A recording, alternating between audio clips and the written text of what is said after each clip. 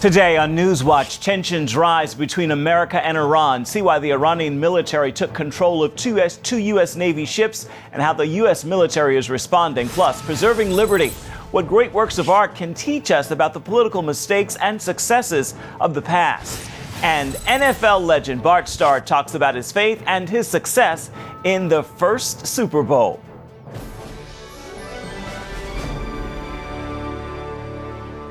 Thanks so much for joining us for CBN NewsWatch. I'm Ephraim Graham. Increasingly tense relations between the U.S. and Iran after 10 U.S. sailors were taken into custody Tuesday for crossing into Iranian waters. Now, Iranian media outlets reports those sailors are free, but the incident is the latest in several recent acts of aggression. Caitlin Burke has the story.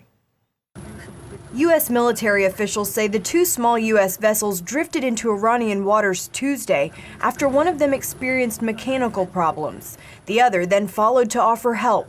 The U.S. boats entered 3 miles into Farsi Island's territorial waters, and because of their unprofessional acts, these forces were immediately detained by our naval combatants and transferred to Farsi Island. They did not show much resistance. U.S. naval ships often patrol the waters of the Persian Gulf near Iranian territory, a source of tension between the two nations. Last month, an Iranian military vessel fired several unguided rockets near, but not at, the aircraft carrier USS Harry S. Truman. After the two U.S. vessels were seized Tuesday, Iranian officials claimed the Truman made provocative maritime and aerial moves for 40 minutes. It proves America's lack of commitment to maintain security and peace in our region, despite what they claim.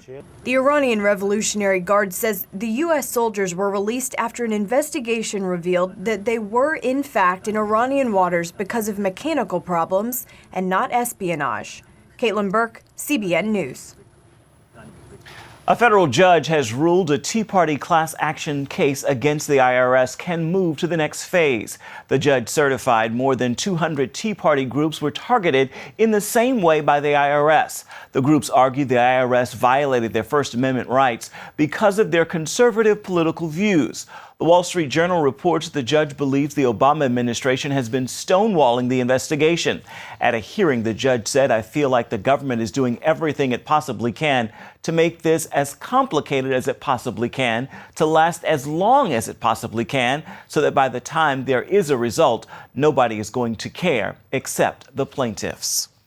America is in critical condition. That is the message evangelist Franklin Graham delivered in Florida hours before last night's State of the Union address. At a prayer rally in front of Florida's state capitol, Graham said, quote, "America is being stripped of its biblical heritage and God-inspired foundations," adding that we've got maybe one election left to preserve America's liberties or the game will be over. The prayer rally was the second stop on Graham's 50-state Decision America tour. He's encouraging Christians to pray for America, vote in this year's elections, and consider running for office. In his final State of the Union address, President Obama tried to defend his legacy, saying America is still great and arguing that he's working hard to battle terrorism. He also revealed one of his greatest regrets as president. Jennifer Wishon has more now from Capitol Hill. President Barack Obama entered the House chamber for his last State of the Union address, much grayer than his first, but still talking about hope and change that led to his historic election. The United States of America is the most powerful nation on earth, period. Period. It's not even close. He reminded us that we still live in the greatest country in the world. The president says he's never felt more optimistic about the future, but not everyone shares his enthusiasm. Polling shows some 70% of Americans feel the U.S. is heading in the wrong direction, driven in part by concerns over the nation's security. Hours before his address, 10 U.S. sailors drifted into Iranian waters and were detained. Surprisingly, Obama didn't mention it. Instead, he touted the controversial nuclear deal with the Islamic Republic.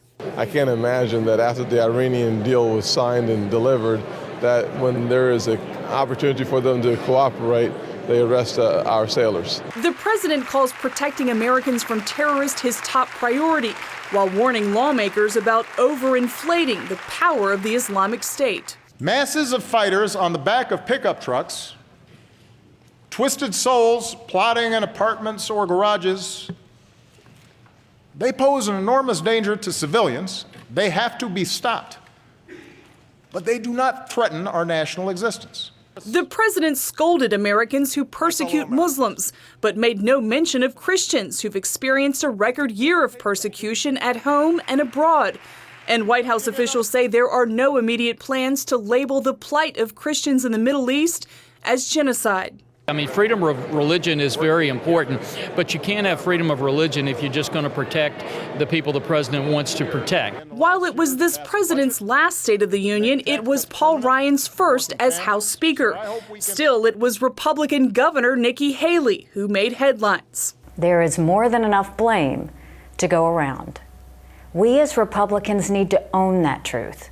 We need to recognize our contributions to the erosion of the public trust in America's leadership.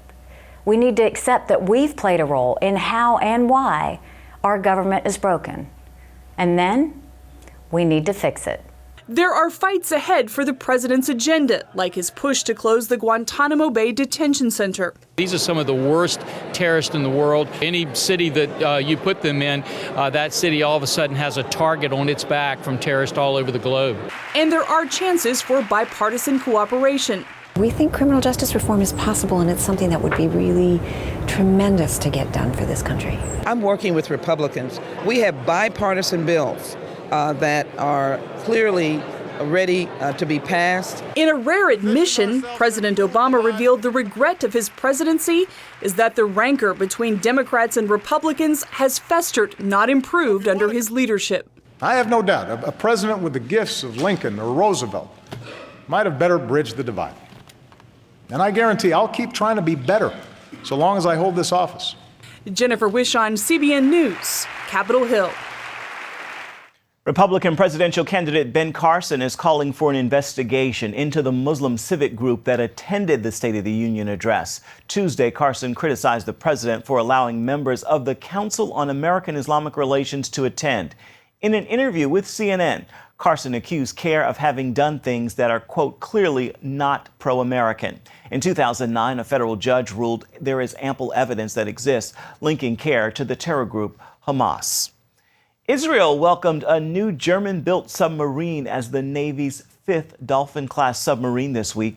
At a welcoming ceremony at the Haifa port, Israeli Prime Minister Benjamin Netanyahu said Israel's goal is superiority on all military fronts. Netanyahu hinted that the submarine could give Israel a second strike capability in the event of a nuclear attack on Israel. Our submarine fleet will act as a deterrent to our enemies who want to destroy us. They will not achieve their aim. They need to know that Israel is capable of striking with very great strength at all those who would harm it. Foreign reports say Israel's submarines are armed with nuclear missiles. Netanyahu said the subs are a defensive force in the stormy reality of the Middle East. The United Methodist Church Pension Fund has blocked 5 Israeli banks from its investment portfolio. Its board said it's part of a review of investments meant to weed out companies that profit from the abuse of human rights. The pension board also identified Israel and Palestinian territories as more than a dozen high-risk regions with, quote, prolonged and systematic pattern of human rights abuses. A spokesman for Israel's foreign ministry declined to comment on the denomination's move. Burnt out, lack of support, and church conflict are why hundreds of former pastors say they quit. That's according to a new study by the Lifeway Research Group. 63% say they spent more than 10 years in ministry before leaving the church. 40% say they left the pastorate because of a change in calling in ministry. 25% say they left because of church conflict, and 19% experienced burnout. For more on what the study found, simply log on to cbnnews.com. And still to come, democracy and creativity, why freedom often leads to beauty and stunning works of art.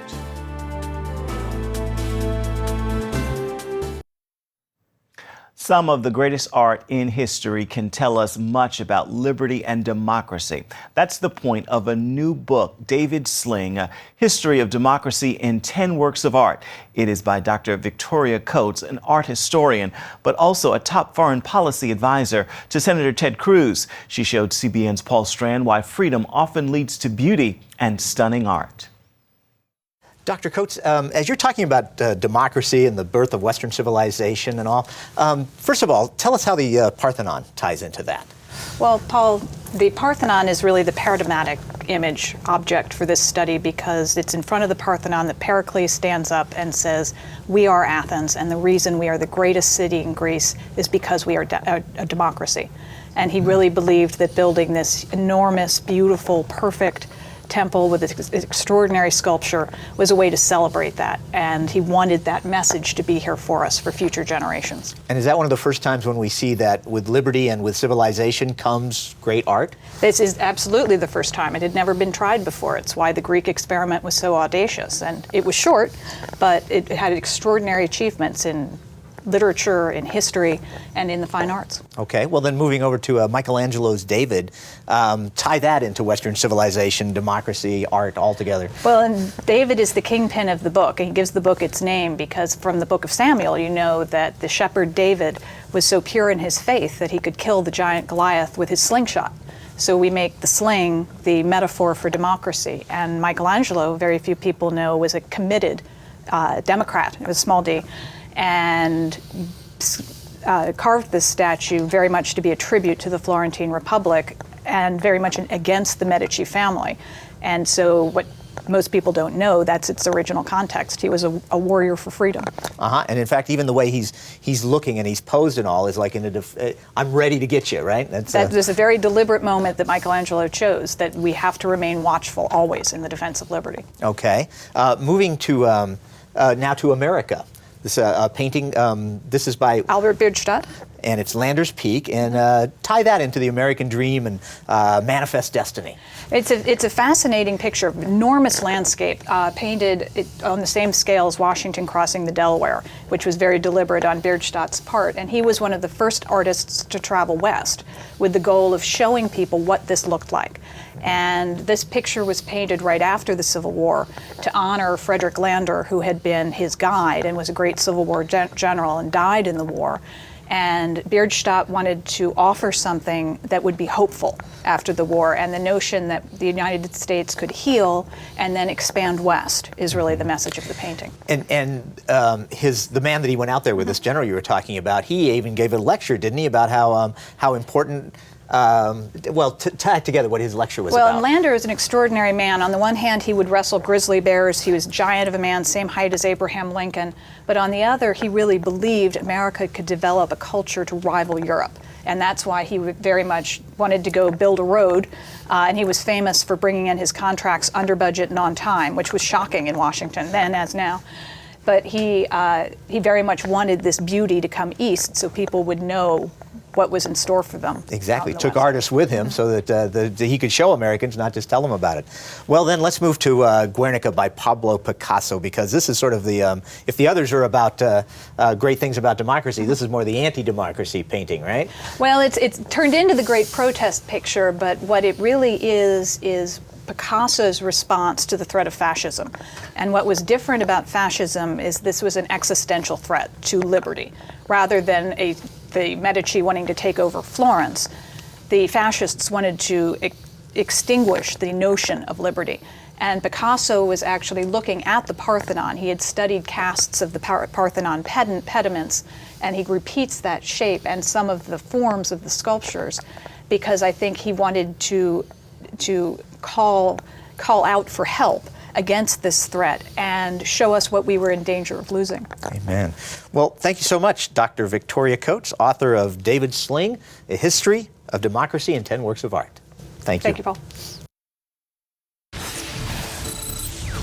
They are incredible people. They have been so diligent to support their communities, to give back as much as they possibly can. They walk their faith out. That's what Green Bay quarterback Aaron Rodgers thinks about NFL icon Bart Starr and his wife. Up next, we'll join Bart and Sherry Starr for a journey back to Green Bay. Well, the NFL playoffs continue this weekend after an exciting wild card round where all 4 games were upset wins. The Steelers beat the Bengals and will face the #1 seed Broncos. The Chiefs won their 11th consecutive game, beating the Texans, and are now headed to New England. The Seahawks snuck past the Vikings to face the NFC favorite Carolina Panthers, and the Packers beat the Redskins and will head to Arizona, hoping for revenge against the Cardinals, who just weeks ago beat the Packers by 35 points. The winners of all these games will face off the following week for their chance to play at Super Bowl 50 on February 7th. And one of the teams chasing the championship is no stranger to the big game. The Green Bay Packers were one of the Super Bowl's inaugural teams. Former Packer and Super Bowl I MVP Bart Starr is the only quarterback in NFL history to lead a team to 5 championships. Off the field, he's also survived 2 heart attacks, 2 strokes, and 4 major seizures. Sports reporter Tom Buring caught up with Bart and his wife Cherry on their way back to Green Bay for today's Faith on the Field. We actually lived in Green Bay 31 years, longer than we've ever lived anywhere. I feel like we're coming home again. Absolutely. Still a home, our adopted home. Yes. For Bart and Cherry Starr, it was the trip of a lifetime. The Alabama natives taking a pilgrimage back to Green Bay for maybe one last time, to where the famed Packers quarterback became an NFL icon. And now, 50 years later, enthusiastically greeted to a hero's welcome. The fans are just fabulous. They just embrace you, whether you're winning or losing. They're the most supportive fans in the world. I cannot imagine being in any other city to play football in. It's just been great, hasn't it, honey? It sure has. At 81, the Super Bowl's first 2-time MVP continues to make a dramatic recovery. Healthy enough to appear at a long-anticipated halftime ceremony held in Brett Favre's honor on Thanksgiving night at Lambeau Field. Bart's had a very difficult year, but he's just a great survivor. He never should have lived through a heart attack and 2 strokes and 4 major seizures. Nobody expected him to live through that. We owe so much to so many people who have kept us in their prayers, and he's just a miracle. He really is, everything he's been through. I'm just happy he's with us. And happy to keep memories alive from their 1956 Green Bay arrival, playing in what is the smallest professional sports city to this day. The Packers played in a high school stadium that was so small, and the other teams really didn't want to come play Green Bay because they couldn't make any money. That's what initiated the sharing of revenues among the leagues, so that the bigger teams that made more money shared their revenue with the smaller teams from smaller cities, but Green Bay was at the bottom of the list. But they would surge to the top at winning titles. Bart and Cherry's legacy parallels Packers' history. Small beginnings that have grown into significant success. They are active supporters of Rawhide Boys Ranch, a faith-based home in Wisconsin for at-risk youth. His first contract was for $6,500. So we really didn't have a lot of money to invest in starting a home for boys. And a miracle happened. He won the most valuable player of the Super Bowl and won a Corvette convertible. Well, we had an idea that we could raffle off that convertible and raise a lot of money. And in 3 days, we sold 40,000 tickets for $1 a piece. We really did. And we raised enough money to put the down payment on our property. They are incredible people. They have been so diligent to support their communities, to give back as much as they possibly can. What you're about's going to come out at some point. And those 2 got nothing to worry about because they live it every single day, and they walk their faith out. Enough for the NFL to sanction the Bart Starr Award, given annually to the player who best exemplifies outstanding character and leadership at home, on the field, and in the community. Really remarkable people, and their generosity and the things they've done for their communities. And it's pretty powerful. What's that Starr formula to make a long, cherished marriage? For one thing, we really like each other. We don't just love each other, but we really enjoy each other's company. And we've always exercised a lot of humor in our marriage. Something I think people forget when they get married, they forget to be polite to each other. they forget to say please and thank you and appreciate things that you do for each other. I think you still have to acknowledge that almost on a daily basis. Right. And we've always done that. This is really a sweetheart here. She is special. She's the first lady of the NFL. That's a lovely I like compliment, that. honey. It really I like is. that one. I don't know that I deserve it, but I like it. Their championship journey that began in Green Bay lives strong through a faith and gratitude, passed on from this legendary star quarterback and his most treasured teammate. You keep that in mind, too, about how blessed you are, really. That's the biggest thing is in all of our years, regardless of the difficult times that we realize that we've been incredibly blessed. Living examples on and off the field. What a great story. Stay with us. We are coming right back.